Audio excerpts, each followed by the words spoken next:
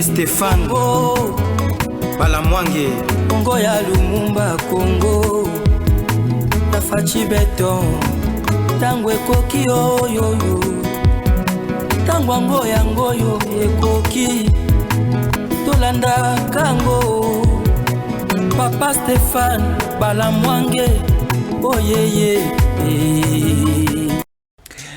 Tango Koki RDC, merci. Nabande konyo so boali kota la biso na Kisasa, boali kota la biso na République démocratique du Congo et partout à travers le monde. Nous sommes là. Nous sommes les vendredis 15 septembre 2023. Il faut les rappeler. C'est la rentrée parlementaire au niveau de l'Assemblée nationale et au niveau du Sénat congolais. C'est la dernière session pour la législature de ces mandats. De ce premier mandat du président Félix Antoine Tshisekedi Tshilombo et aussi de l'Assemblée nationale de Christophe Mbosoko Diampuanga et aussi du président Abati Lukwebo du côté du Sénat. Donc, Tokobeta Masolo, qui président, il y a Sénat ici à Tukoloba, président de l'Assemblée nationale à Tukoloba, Tokobeta Masolo, il y a Assemblée nationale Masolo, il y a Sénat, et quels sont aussi il y a Motu et Akosa les Tikali pour la session au septembre. Vous les connaissez, session en septembre au niveau du Parlement et à la session encore exclusivement session budgétaire et écoutani pe na maponami mais Tokosa un peu bilan ba député oyo. Au moni Assemblée nationale oyo et accompagné chef de l'État et Sali Moussala Malamoute to le babosolo. Sénat oyo et accompagné chef de l'État pendant ces 5 ans et Sali Moussala Malamoute. Donc c'était une assemblée nationale au ezalaki composée de la majorité à bateau ba travailla kala au baboma ki mboka oyo ba votaki bango et pas population congolaise mais c'était une coopération entre Corneille Nangaa et Kabila ne ba composa ki assemblée nationale na bango pour donner une majorité à l'FCC il y a Kabila et balongo na assemblée nationale ba ki kopé sa Kabila ti majorité parlementaire au niveau il y a Sénat. Tomoni nenge corruption et tambola qui n'a pas différentes assemblées provinciales pour na voter ba sénateur y a FCC. Alors cette fois-ci pour la élection en décembre, parlons comme si nous sommes dans une famille baï Congomani, il faut faire les bons choix. Total aka mokonzamboka likolo te to voter président Félix ou to voter motomosusu non. Il faut d'abord commencer à faire un bon choix. Au niveau, il y a députation provinciale et au niveau aussi, il y a députation nationale. To voter les sous voter la té parce que dans l'élection en 2018, et ça va te belé sous l'embriéma ba vota Mwanganchuchu comme député national. Moïse Nyaruga ba voter comme député national. Or, il n'est pas congolais. Toujours en 2018 wana to monaki ministre ya décentralisation na kati ya mboka na biso oyo na gouvernement Ilunga Ilunkamba. C'était qui? C'était Azarias Rouberoa. Pourquoi akomaki ministre ya décentralisation pour les comptes ya FCC ezalai parce que FCC ezaki majorité parlementaire au niveau ya Assemblée nationale. Donc voter utile. To voter pour la mbongo, to voter pour la polote parce que toute la composition à ba député on a li comme on a basali mosalate ba député au basali mosalate na otanga lelo ba député no so basali mosalate photo bengana na parlement cette année ba o basali mosala ba moke mais ba o basali mosalate ya mabe baza ebele makasi lokola Daniel Safou la première personne le premier député à chasser au niveau de l'Assemblée nationale c'est Daniel Safou. Parce que lui, sa mission, tant va voter député, c'était de commencer à injurier les gens. C'était de faire l'outrage au chef de l'État.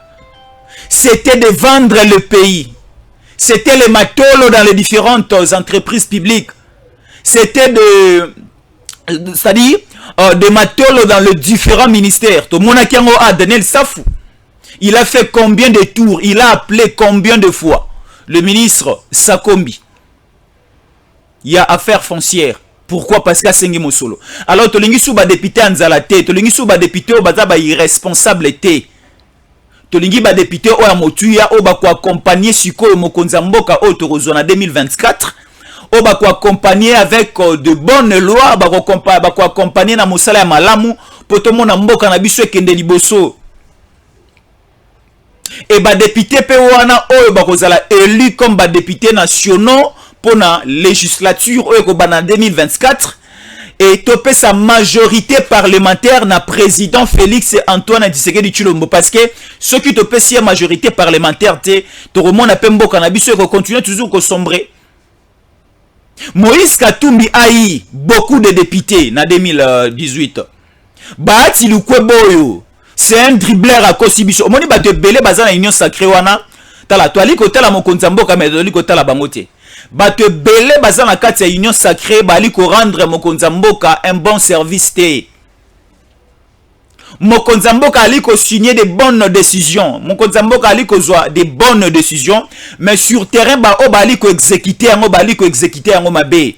Bon nombre à bateau bazana union sacrée bali ko botola mapangwa batu. Bon nombre à bateau bazana union sacrée baza toujours na détournement. Bon nombre à bateau bazana union sacrée ba kotisi ba famille ba kotisi ba bambre ya balingomba politique d'abord on a kati ya ba institution ba sala kate me bazali ko zo mongo ya ba institution ken na sénat o mona yango. Au moins que ba membre ya parti politique bon ba kota na sénat ba liaka mbongo ya sénat sans que bazala ba fonctionnaire et sans que bazala ba sénateur mais bali ko zo mbongo ya sénat parce que na sénat budget ezalaka et au niveau de la primature, il y a un budget pour l'Assemblée nationale, il y a un budget pour le Sénat, il y a un budget pour les institutions, il y a un budget aux alarmes bien répartis. Mais ce qu'on a quatre budget au y Sénat et l'Assemblée nationale. Donc bateau bazali ko kamba ba institution bali ko zombongo na bali ko tinda ngona ba parti politique na bango mais ba fonctionnaire au bali ko travailler na kati ya Sénat na kati Assemblée nationale bali ko se retrouver toujours des grèves. Ce qu'on bateau non se photo longola bango. Et aussi ceux qui oyoki nekomoko boy candidat moko ya ko sala campagne sika ozali tuna e suppliant na enani suppliance na enani ceux qui oyoki candidat moko boy ay ko yebisa que suppliant za mwa na ye za mwa si na ye bo voter été parce que to yebi badongolo miso no subaza na kati ya union sacrée ou encore bazali banda union sacrée baza na kati ya ba institution lelo ba ministre lelo baza ba député ba kosaki biso na 2006 ba continue koko sabiso na 2011 ba suki wana te tina 2018 tozomona moto aleki député national lobby a komi ministre atiki mwasi na ye lobby kuna aleki sénateur aleki mandataire public atiki mwana na ye plus jamais ça. Il faut que la richesse de la République démocratique du Congo est à la partager équitablement. Donc c'est-à-dire tout Congolais a se retrouver na richesse ya mboka na ye. Boni bato lisanga ya bato moko boye bango moka nde baliaka mbonga mboka. Do bango ka nde liboto la bango bana ba député, bana ba sénateur, bazana ba ministre, bazana ba mandataire, bazana ba pas plus question de ça. Au moni ceux qui montent non so ali ko sala moto akwa ko lela moto ozati. Si moi je travaille na kwa ko lela bati nini? Na kwa ko beta porte et pas ya Peter Kazadi na sengani. Donc c'est-à-dire il faut faire en sorte que misala ezana mboka la situation sociale ezala stable. Banani basala yango la politique du pays ezalaka conduite par le gouvernement et le gouvernement ezalaka contrôlé par l'Assemblée nationale par le parlement. Ce qui parlement est malamu gouvernement peut ozala malamu et rendre un bon service et faire mokonza mboka mboka eko évoluer mais parlement auto zala ngolo le boli misanga parlement ya kopola lokola ba Molière lembalemba moto ali ko akola na parlement pongi di 24 donc c'est-à-dire depuis qu'il est là tatona ba député musu lelo hein ceux qui balobi ba sala bilan na bango aucune loi votée aucune loi projet de loi proposé. Si tu as la gibinonine, bah $21 000 boali collé à Pamba. Ne bandeli, tant bozali ko sala na première année, deuxième année, troisième année, bobanda comment on a raté. Et belé à ba député, quand na session, qu'est-ce que je vais dire, quand on a congé parlementaire, oyo, tu aussi là, ne ba kiti na ba base, parce que ba dit que l'élection zali. Ba député belé zalaki, à quel congé, yango ko légisa yango na Paris, à quel congé ko légisa yango na Canada, à quel congé collection aux États-Unis parce que makangu na mo azala kuna mais si ko congé à tour oyo balekisi yango bango no sur la base na bango na ba fief na bango pourquoi parce que ba dit que ma pona miyango est annoncé déjà. Alors la conscience nationale il faut zonga La conscience de nous Congolais, c'est nous autres électeurs, autres sabango bokonji. Alors, comme nous sommes des Congolais, des pères et des mères, tolingi mboka na biso ekambama na bato baza na buania, na bato baza na souci ya mboka, il faut to pesa pe bokonji responsabilité wana na bato baza ba responsable. Na bato baza na moi sens ya raisonnement ya malamu. To pesa subi pesa la te lokola le karanate va yebani anima remission mora lingala yebani akenai ko kabola ndunda akenai ko kabola masangu akenai ko salisa bilanga to non, plus question ça. Votons utile. Moi je le dis bande kolanga bolimbisanga Assemblée nationale ma rendre biso service malamute et travailler qui to côté. Parce qu'il y a qui Assemblée nationale mora ba nomination et dagi Sénat mora ba nomination. Kabila nomaki batune belé. Ezalaki kop na bango ya Kabila na nanga. Alors, comprenez ceci. Au moni problème ya nanga ezanini. Quand Nanga a fait des déclarations que il y a des FDLR au sein de la garde républicaine, c'était pourquoi? Parce que il y avait quelque chose et Salamaki entre Kabila et Nanga. Kabila avait dit à Nanga, il faut nommer telle ou telle autre personne et donnez-moi la majorité parlementaire parce que je ne serai pas candidat président de la République, mais mon souci est que mon dauphin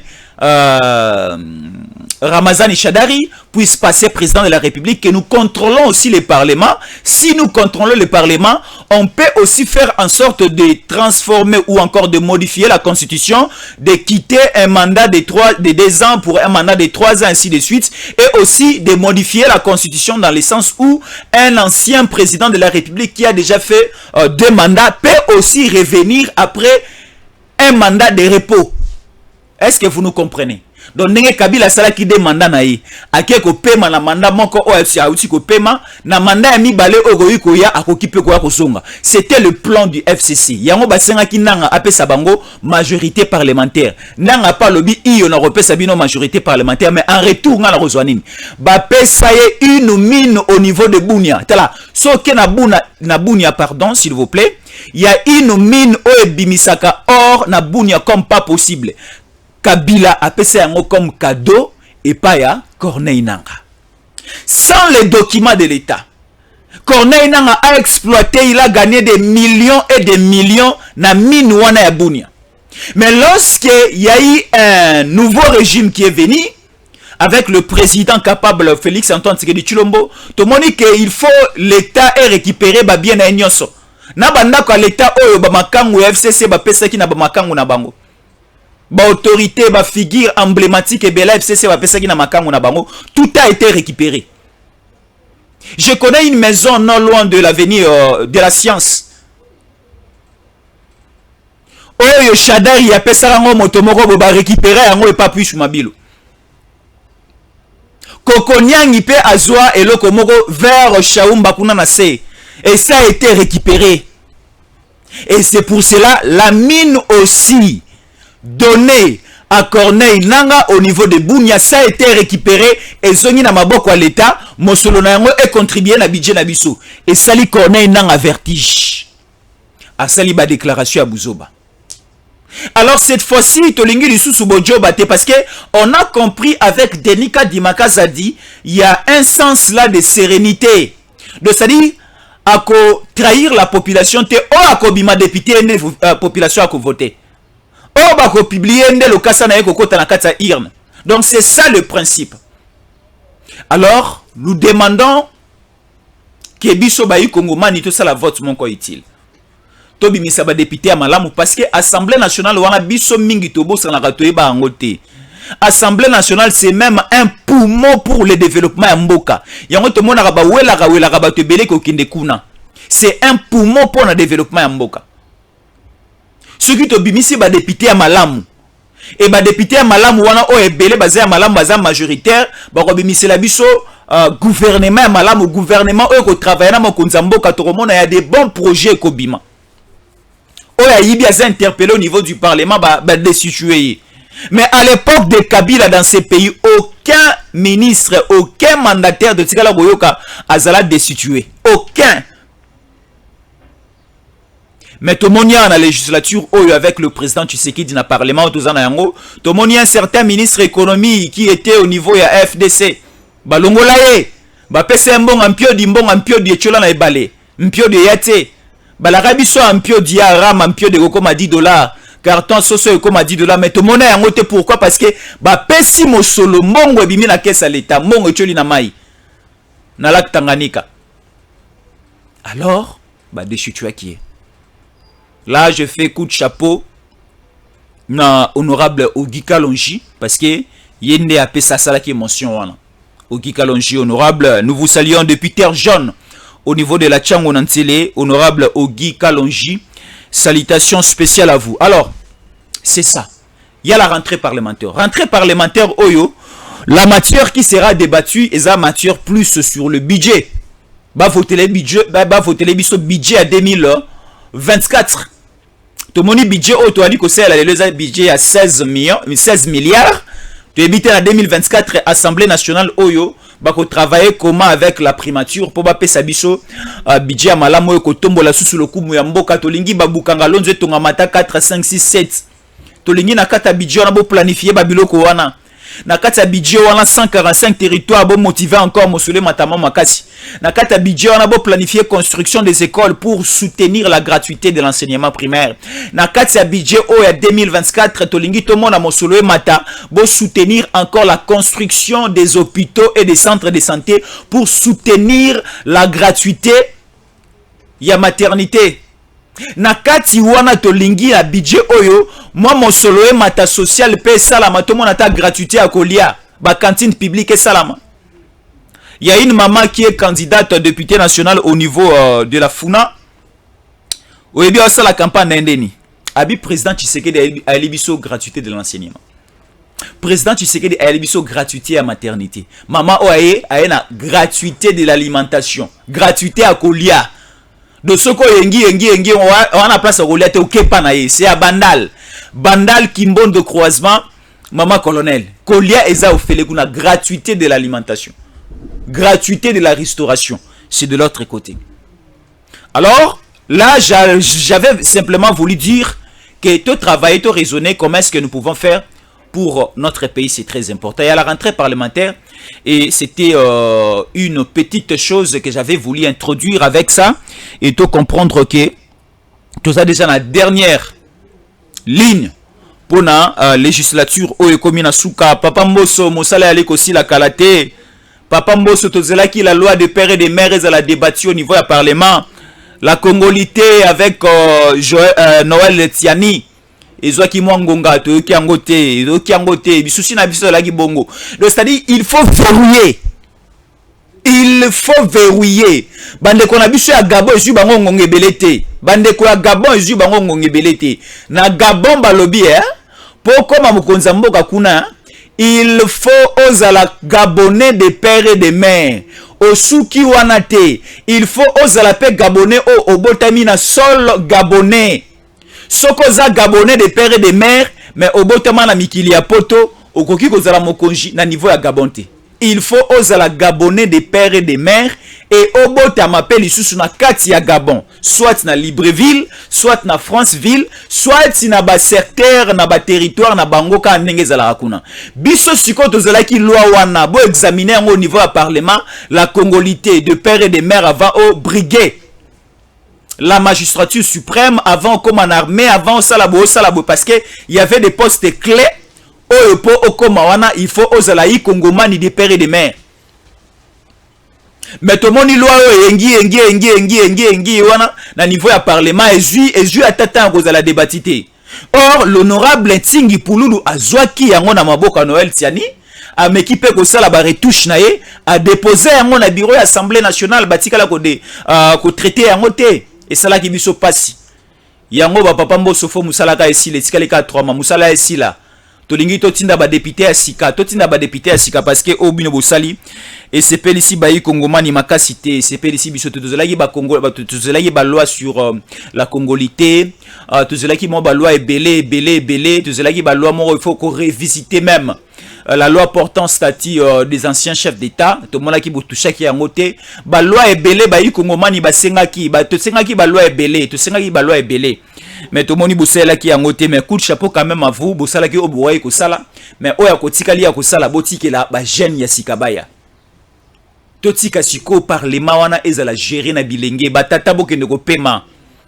Batata bosali mingi na ba Mobutu na moni tata muso azawa na sala na kasavu bokende ko pema kende ko pema tala a kengo adonda la baki ya ko sala lisusu te ake ko pema boni bino pe boko pema te ata ozana na lenge mo yibi mingi mbongo aleta kende ko pema matata kende ko pema parce que matata ndenga zawa na mbongo esi ayibi na mosolo ya leta akotika la kasuko kufa pauvre ta kende pe ko pema kende ko pema matata esio zumbongo ebele Kabila o pema déjà Moïse Katumbi pema tala évolution ya Mazembe pema esozi mosolo ebele botike la bateau bazana souci ya mboka kende liboso basala ba postuler parce que je ne suis pas sûr que congolais azoba ya le baza congolais ya maele alelo congolais sa ju maele okoko sel suna polote okoko sel suna discours a pamba te ata o recruter ba journaliste ebele pene na yo okoko sa congomanité bison sozu conscience ya kopona o akoki kotombola mboka ya kopona o akoki ko sala malamu pona mboka na biso voilà. Le journaliste Stanis Boujakera, après 6 nuits au niveau du parquet de la Gombe, il est transféré au niveau de la prison de Makala, c'était hier soir. Boujakera à Koti Makala. Boujakera c'est qui? Boujakera c'est un correspondant de la Voix de l'Amérique. Il était aussi attaché au niveau des Jeunes Afrique. Présentement, il est journaliste au niveau actualité.cd, Adaliko Evrea, Wanakata Kisasa, ainsi de suite. C'est quelqu'un de bien, c'est quelqu'un d'intelligent. Mais ma bezanini, au cause de la mona malamu, au cause de la moto malamu, mais so au na l'équité à batoma be, au koyipe go beba. Au kokipe go beba, so au na l'équité à batoma be. Alors, Boujakera bakangi na mamba mbebele. Bakangi na mamobele batono so bali ko sengele bolimbisi bayebi mabe ande ko na bango bayebi mabe ande ko na bango et ali ko sala biso passe place o yakei parce que eza sengote ko kande ko na biso a koti prison eza sengote ko kande ko na biso a kufi bia zoki mais ce qui ndeko mama bezala ezali kola mapeka na efa kende ko pema il faut akende ko kozwa moi moment moko ya repos ya rééducation pour ça la epe malamu tanga kozonga à commettre les susuba actes bongote. Ici, les États-Unis d'Amérique imposent à la République démocratique du Congo de libérer Stanis Boujakera. On ne sait pas aujourd'hui, Mokanabiso qui est un pays indépendant, nous sommes autonomes, tout bandako recevoir d'injonction et aliko uta libanda. Et aussi, ce qu'il faut connaître, toutes les personnes qui disent que le président Félix Antoine Tshisekedi Tshilombo est derrière toutes ces arrestations. Il faut oublier ça. Le président de la République, d'abord, c'est toute une institution. Et la justice ne fait pas partie de l'institution président de la République. La justice fait partie des deux institutions. De l'institution exécutive et de l'institution cours et tribunaux. Parce que dans l'institution exécutive, nous trouvons le gouvernement, il y a un ministre de la justice. Dans l'institution cours et tribunaux, nous avons aussi tout l'appareil judiciaire de l'État congolais. Quand le gouvernement, quand les cours et tribunaux remarquent que telle ou telle autre personne a commis danger public, il faut pas retirer dans la société. Songa ba monique libanda bo na commis un danger public, ba retirer dans la société, ba kiko tchanga na place mona européenne.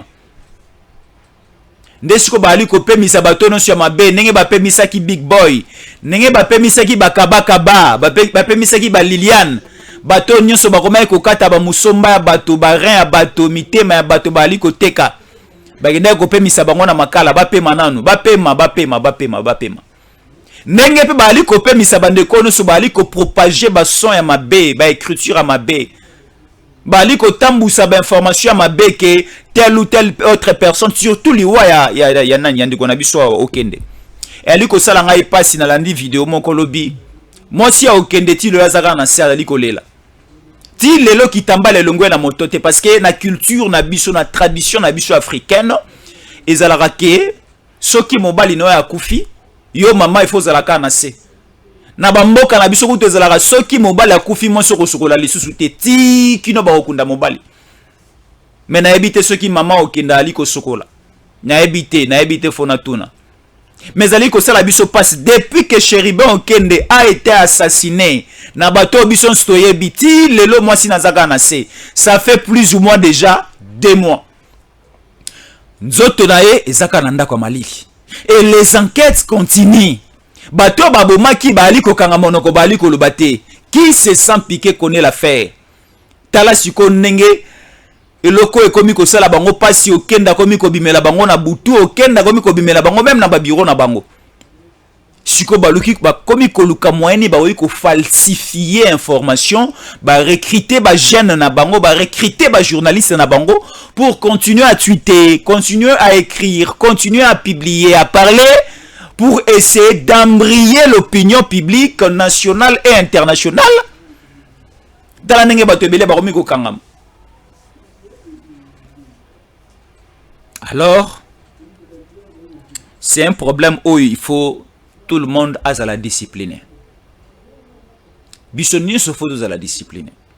Surtout en ce qui concerne makambo o etali mboka. Mboka na mboka ezalaka na mibeko na yango.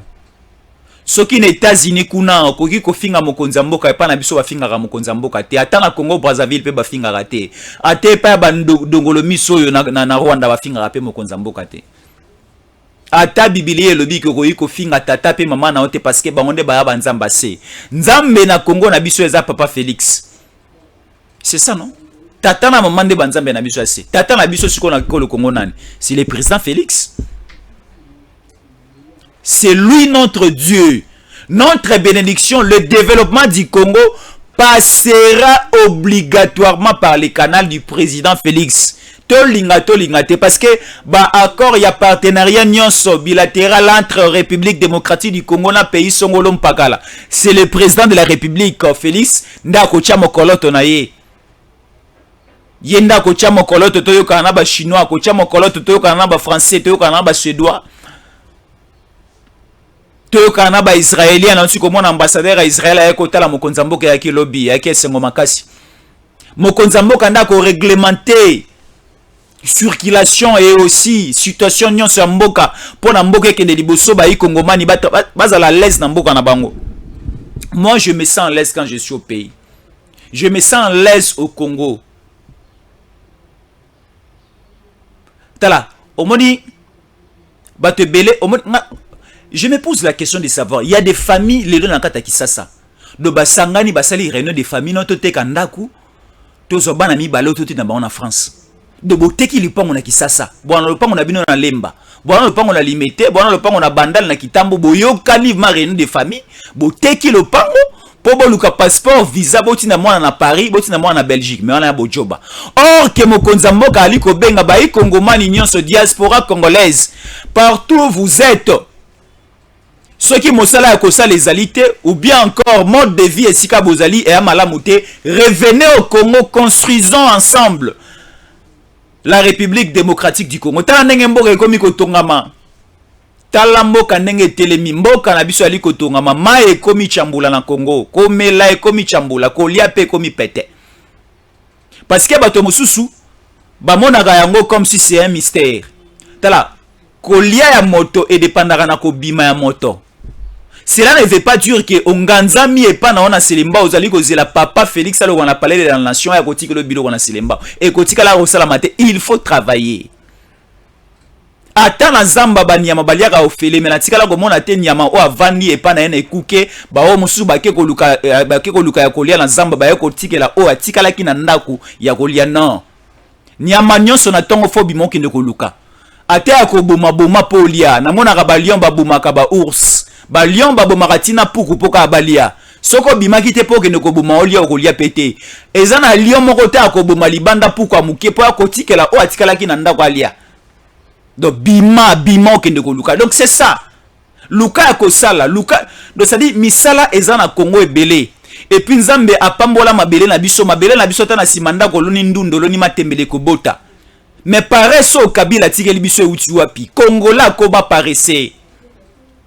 biso nyonso na Congo na biso de comment paraître paraître au Kabila meme la biso yango poani parce que comment que oyembeli Kabila kabelo mbongo oyembeli Kabila na PPRD ozui mosala ce que comme ici Congomani to komi ba paraître moko à un degré incroyable oyembeli Kabila ba constitution na régie des eaux okendara mosala te mozo zo mosolo oyembeli Kabila ba constitution na chefrem obandi mosala ozuna matricule okendara mosala te mozo zula yango na mbongo tant musiko président Félix aye ba contrôle ya ba fonctionnaire de l'état comme ko salama parce que mosolo belé e banaye kobima pour la rémunération ya ba fonctionnaire de l'état mosolo wana ezali ko kena ba poche bato il a fallu maintenant réglementer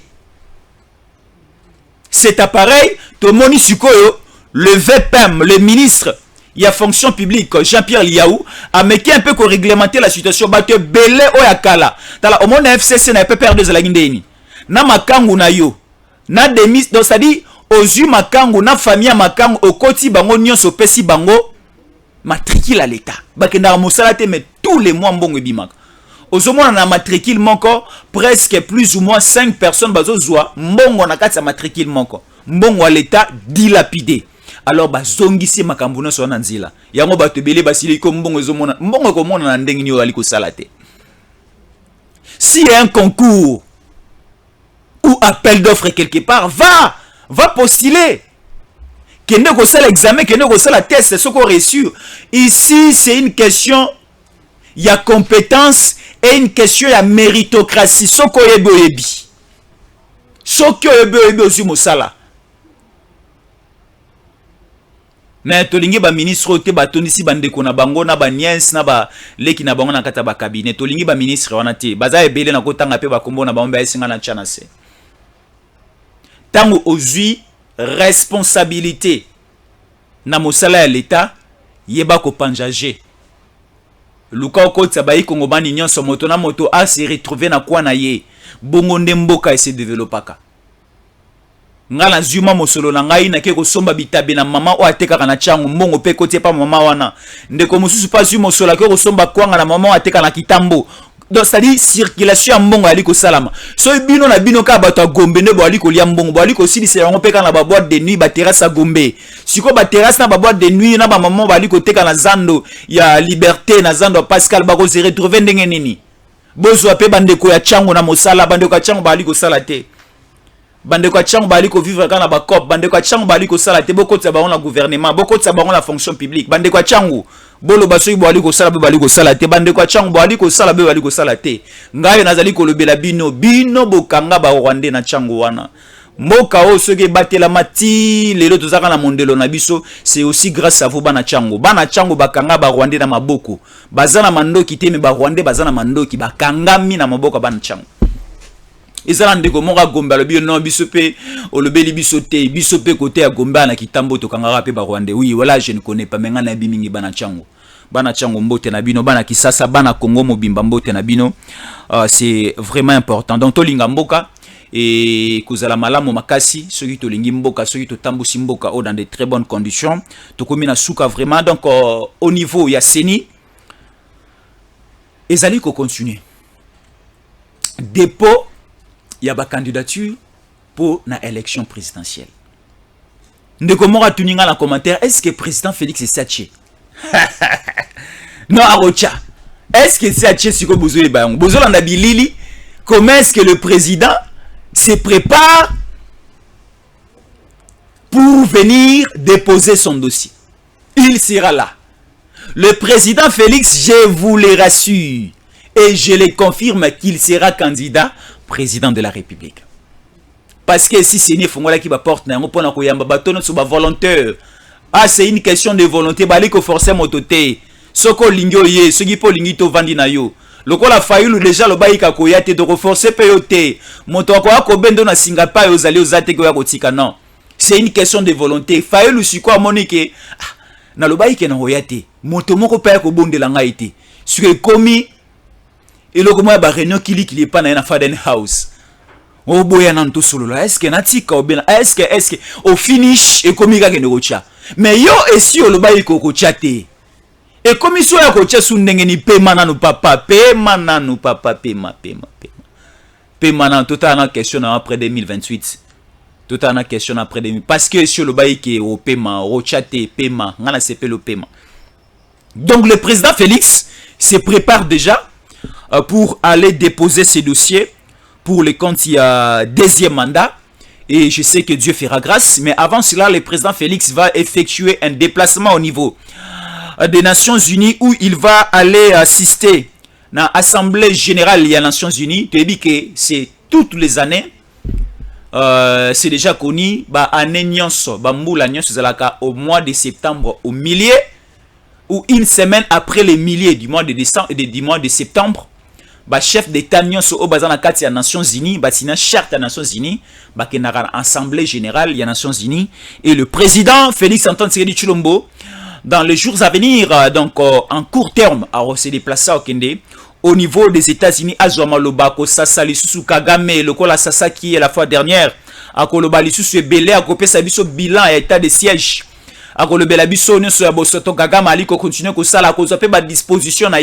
cette fois-ci, le président Félix, lorsqu'il va parler pour les cas, il y a République démocratique du Congo, na sommet à Nations Unies, na États-Unis, à Kofongolante, que pas koloba na pesi autorisation armée na ngai sikoba punja ba panza Rwanda wana.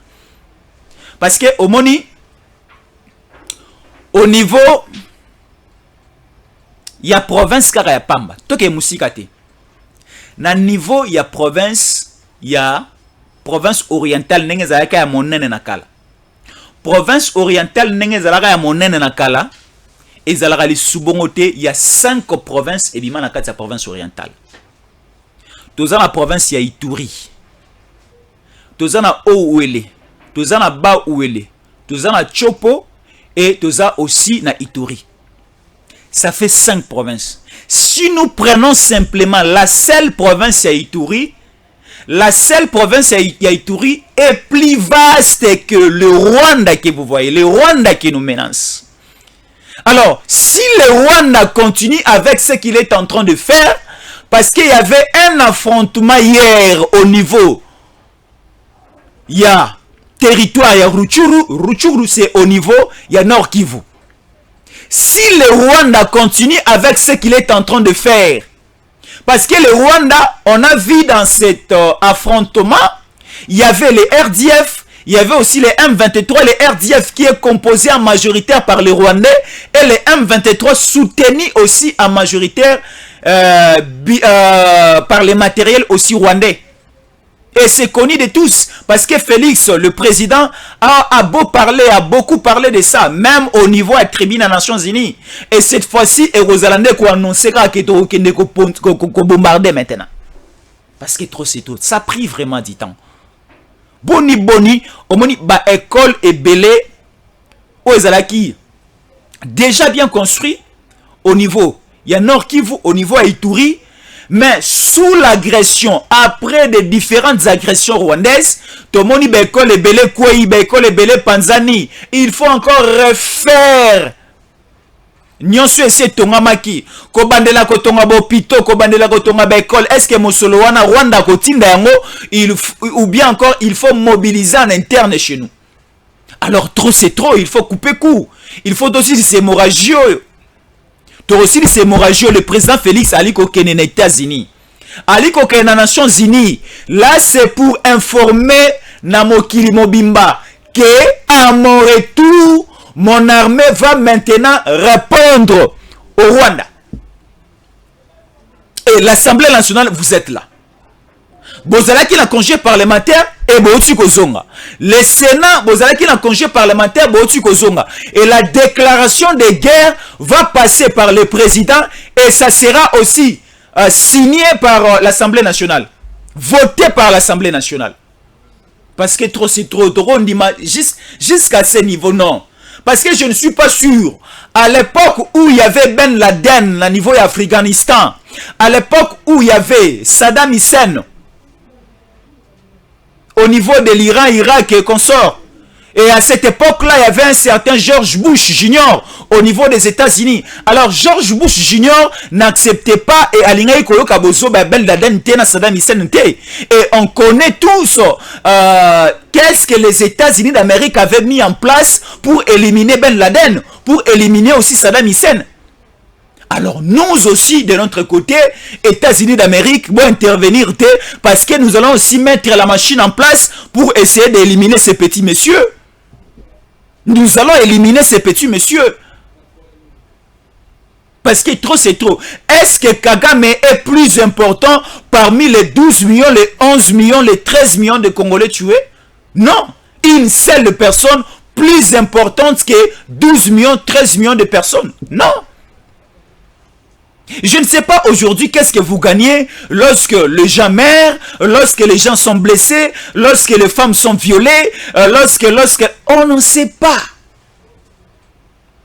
Nyosoka ba minéré, nyosoka mosolo, nyosoka bomengo. Bomengo za na sukate, mosolo za na sukate, minéré za na sukate. Minéré na biso babanda kopiyango depuis 1985. Minéré à Congo nde tongi Belgique, nde tongi Paris, tongi France. Minéré à Congo nde tongi Belgique wana etongi États, etongi ba nation belé occidentale. Etongi na ba nation mususu na Amérique, minéré na biso ya Congo. Babanda ko ya ko soba noir awa pour l'exploitation. Est-ce que vous vous rappelez de l'histoire de l'esclavagisme? Oyo, bazoya ko soba nigérien, ba éthiopien, ba congolais, Afrique centrale, ba okene kozwa ba sud-soudanais, bazo soba centrafricain, ba ozo ba ndeko mususu banani. Na niveau ya Sahara wana ba ozo ba te belé, ba okena bango comme esclave au niveau soit de l'États-Unis, soit aussi il y a Europe. Et ensuite, les blancs venaient prendre nos minéraux, et bah esclaves noirs au maki de l'autre côté, bah exploiter sur terrain pour la construction de leur ville. Tala le lonenge potengengi na bomengo Congo, na bomengo Afrique. Plus jamais ça. Biso petongengi sa mboka na biso na bomengo oto anango, c'est possible. Ce cas bolingo zali, la détermination pesali, volonté zali, nous allons le faire. Je pense que je suis arrivé à la fin. Merci Nabande Koto Batali Bisso. Nous allons encore revenir pour d'autres informations. Merci Nabande Kobali Kota la Bisso. Depuis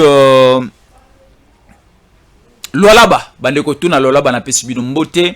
On est ensemble. Il n'y a pas de souci. On va se retrouver dans quelques heures ou encore 3 heures, 4 heures. Où nous allons encore revenir pour d'autres nouvelles d'informations.